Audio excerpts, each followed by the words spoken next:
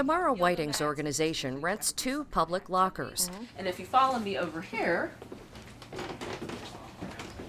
this is our second storage area. Here they store in plain sight bins and boxes of something that most women would rather keep private. So we have kits that have tampons and pads in them. We have kits that just have pads. The lockers are full of feminine hygiene products. Tampons and pads are something you and I buy without thinking if we can afford them. But Tamara saw the opposite when she worked as a consultant in a homeless shelter. We had women on the street that were using toilet paper, paper towel, newspaper, old t-shirts, rags, or just bleeding through their clothes. So until you educate people or you normalize it. That may be the only pair of underwear that you have. It may be the only pair of jeans that you have. Fast forward to 2015. Tamara founded Sister Friend with her own money in her own apartment. My apartment, if you can imagine, boxes of Always and Playtex taking over a whole dining room, that was my apartment. The concept is simple. Sister Friend buys or takes donations of tampons and pads, discreetly packages them up, and then we will have volunteers put them into the brown paper bags, put a label on them. Then they distribute the supplies to women who desperately need them. Sister Friend started with homeless shelters. We put everything into kits. So Laura Vicente is with Family Promise, a shelter for homeless families. She's seen moms go without to make sure their kids have what they need, so she's grateful. We strive to keep all of those kinds of things in stock for our families so that their limited resources are going to rehousing and the funds that they need in order to get themselves back into independent housing and have their lives back under them again. Wonderful, Tamara. It's a pleasure meeting you.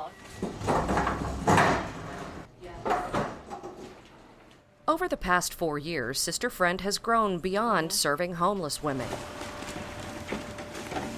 Now they're partnering with Pittsburgh City Schools and a handful of charter schools. Thank you, thank you. We found that the students were having a lot of the same issues that, homeless women were having. Maybe their families, really need to choose between, feeding them, keeping the utilities on, or buying these products. As a young person, you're already going through so much. This is one less thing that we wanted to take off of their plate to have to worry about. Really starting to pick up. Are they good? They're starting to know that it's here. At Pittsburgh Arsenal Middle School, there's a Sister Friend closet in the nurse's office.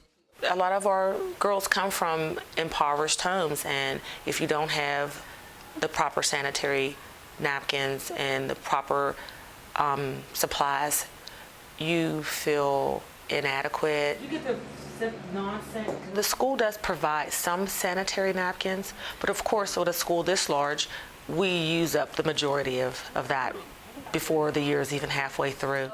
She says sometimes nurses would buy supplies out of their own pockets, or girls would stay home from school when they had their periods. Now there's a supply. They know they can come as much as they want. They know that they can have as many as they need.